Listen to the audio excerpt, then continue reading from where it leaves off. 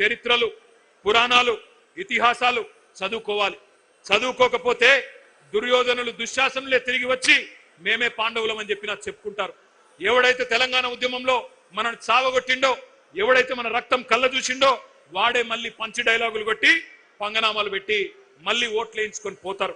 అందుకే మన కొలువులు కొల్లగొట్టిన పార్టీ, మన పిల్లలను కాల్చి చంపిన పార్టీ కొత్త వేషం కట్టి కొత్త హామీలు ఇచ్చి ఆ రోజు వస్తే అమాయకంగా నమ్మి ఆగమైపోయింది తెలంగాణ యువత. 1952లో 1969లో తెలంగాణ యువత గుండెల్లో గుణపాలు దింపిందే కాంగ్రెస్ అనే దిక్కుమాలిన పార్టీ, ఇందిరమ్మ రాజ్యం.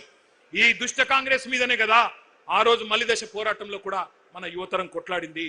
వేల మందిని బలి తీసుకున్న కూనీకోర్లు వీళ్ళే కదా.